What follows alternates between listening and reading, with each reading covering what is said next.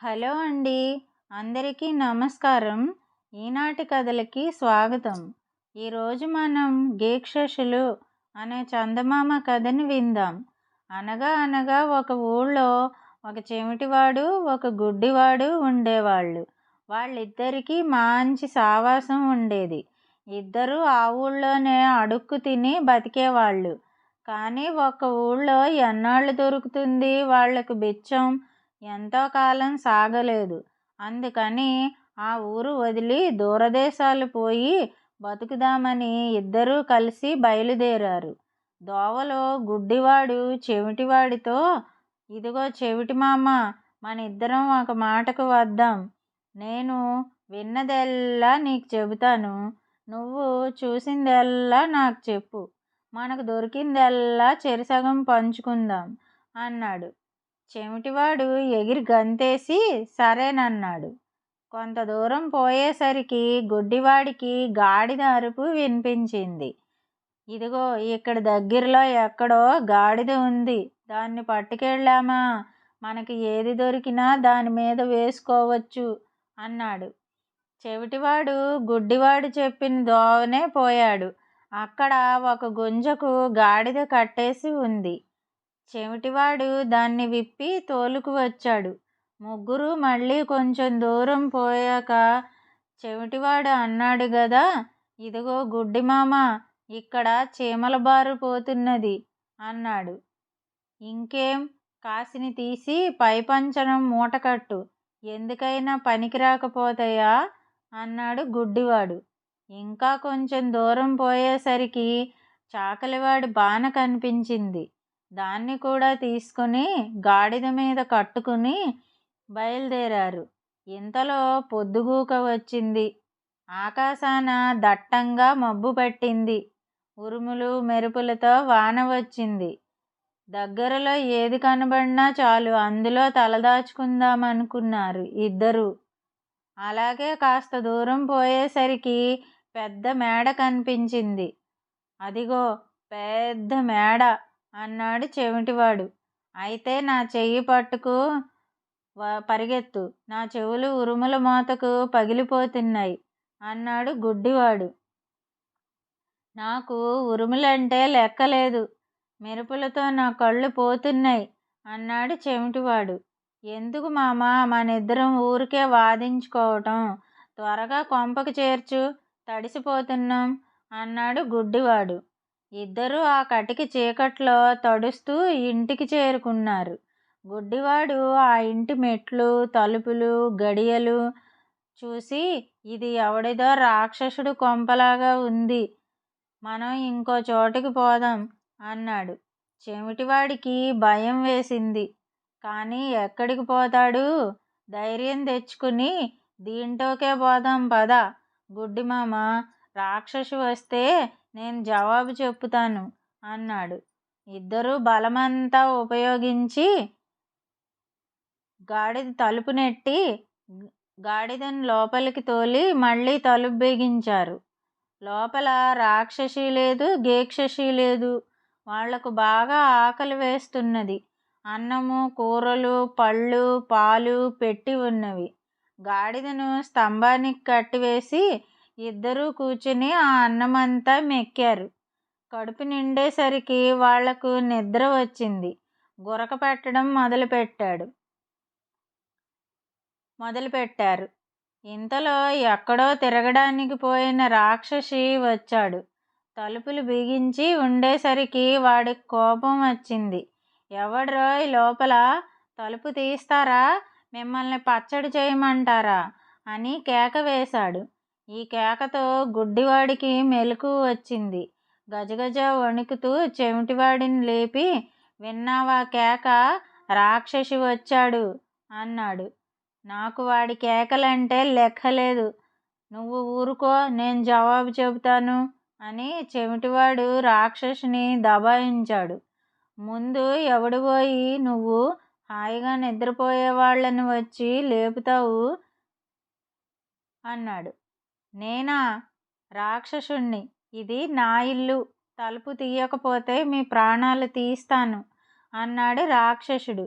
నువ్వు రాక్షసుడివైతేనేం, మేము గీక్షసులం, ఏమనుకున్నావో, మేము రోజు రాక్షసులనే తింటాము అన్నంలో అన్నాడు చెమిటివాడు బిగ్గరగా. రాక్షసికి ఆశ్చర్యం వేసింది. ఏమిటి, మీరు రాక్షసులను తినే గీక్షసులా?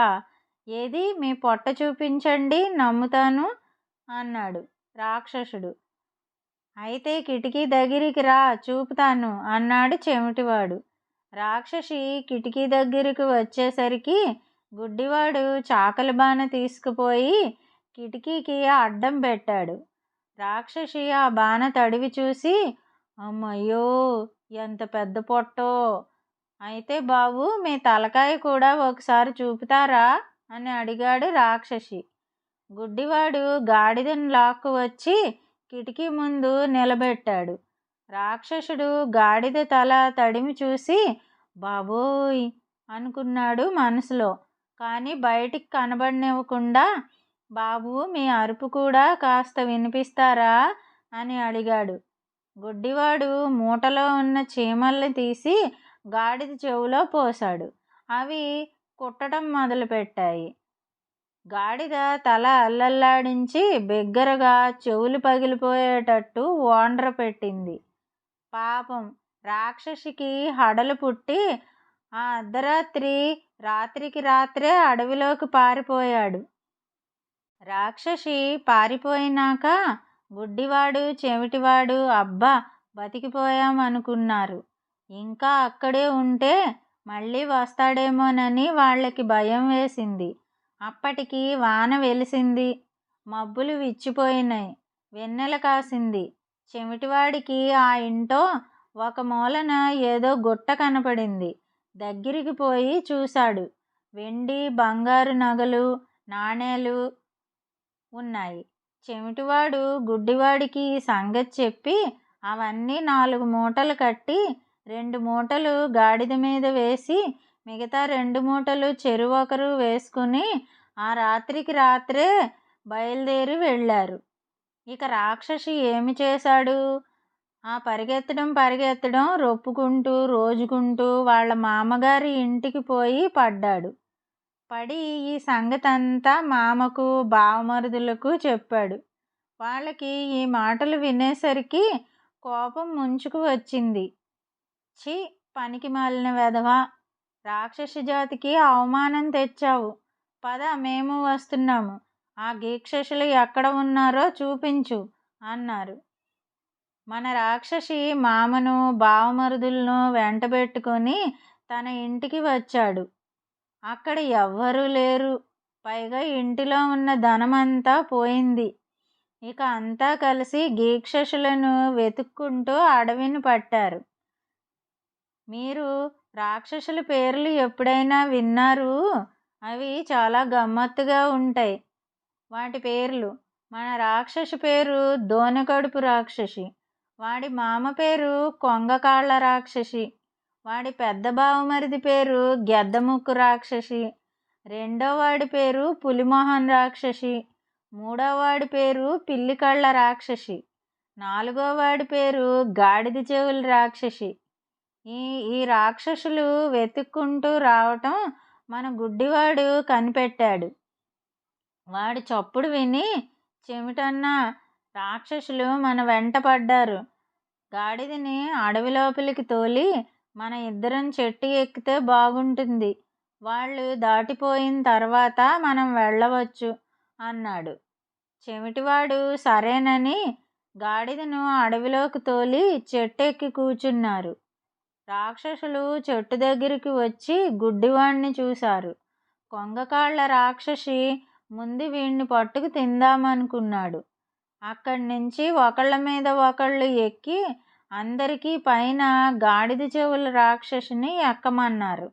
గుడ్డివాడికి వీళ్ళ మాటలు వినేసరికి భయం వేసింది. చేతులతో అటు ఇటు తడవటం మొదలుపెట్టాడు. వాడి చేతికి గాడిద చెవుల రాక్షసి చెవులు చిక్కినాయి. వాడు తన సత్తు అంతా చూపి ఆ చెవులు మెలిపెట్టాడు. ఇటు చెమిటివాడు, పోనివ్వ మాకు, అట్లాగే పట్టుకో అని కేక వేశాడు. ఇంకేం, ఆ నొప్పికి ఈ కేకలకు ఆగలేక గాడిద చెవుల రాక్షసి గీ పెడుతూ ఒక్క దూకున కిందికి దూకి పారిపోయాడు.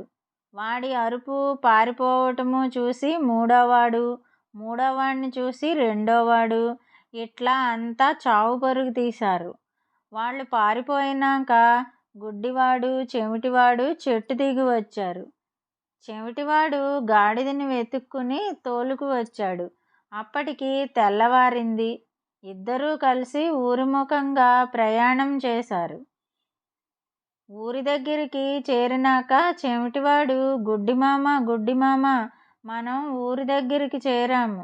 ఇక పర్వాలేదు, మనం తెచ్చుకున్నది భాగాలు వేసుకుందామా అన్నాడు. గుడ్డివాడు సరేనన్నాడు. చెమిటివాడు భాగాలు వేశాడు. అందులో చెమిటివాడు తన భాగానికి కాస్త ఎక్కువగా వేసుకున్నాడు. గుడ్డివాడు 2 రాసులు చేతులతో తడివి చూశాడు. తన భాగం చిన్నది. వాడికి కోపం వచ్చి చెమిటివాడిని చాచిపెట్టి కొట్టాడు చెంప మీద. ఆ దెబ్బకు చెమిటివాడు బెత్తరపోయాడు. తర్వాత సంభాళించుకుని వాడు గుడ్డివాడి కణత మీద లాగి గుద్దాడు. ఈ గుద్దుతో గుడ్డివాడి తల దిమ్మ తిరిగిపోయింది. కాసేపు తల దిమ్ముగా అనిపించింది. తర్వాత చిత్రమేమంటే వాడికి కళ్ళు కనపడటం మొదలుపెట్టినాయి. ఇటు చెమిటివాడికి ఆ చాచిపెట్టి కొట్టిన చెంపదెబ్బతో వినపడటం మొదలుపెట్టింది. ఈ సంగతి ఒకరికొకరు చెప్పుకున్నారు. ఆ తర్వాత న్యాయంగా భాగాలు వేసుకుని పక్క ఊరు పోయి హాయిగా ఉన్నారు. చూసారా గమ్మత్తు? కలిసి వచ్చేటప్పుడు మనం పొరపాట్లు పడ్డా మనకు మంచే కలిగిస్తాయి. గుడ్డితనము చెవిటితనము వంటి శారీరక అవకరాలు లోపాలు ఉన్నా కూడా బ్రహ్మరాక్షసుని చూసి భయపడకుండా ధైర్యంగా వాడిని ఎదుర్కోవటం వల్ల వాళ్లకు మేలు జరిగింది. ధైర్యం వల్ల వాళ్ళకు కలిగిన లాభం ఇది. అందుకే శారీరక లోపాలు ఎన్ని ఉన్నా వాటిని గురించి పట్టించుకోకుండా అధిగమించి ధైర్యంగా ఉండటం నేర్చుకుంటే మనుషులకు చాలా లాభాలు కలుగుతాయి. వాటితో పాటు క్రమశిక్షణ, స్వయం కృషి, పట్టుదల వంటివి ఉంటే జీవితంలో ఇంకా బాగా పైకి ఎదుగుతారు. మీరేమంటారు? ఈ కథ కనుక మీకు నచ్చినట్టయితే లైక్ చేయండి. ఈ కథను మీ స్నేహితులకు షేర్ చేయండి. కథపై మీ అభిప్రాయాన్ని కామెంట్ రూపంలో మాతో పంచుకోండి. ఇన్ని మంచి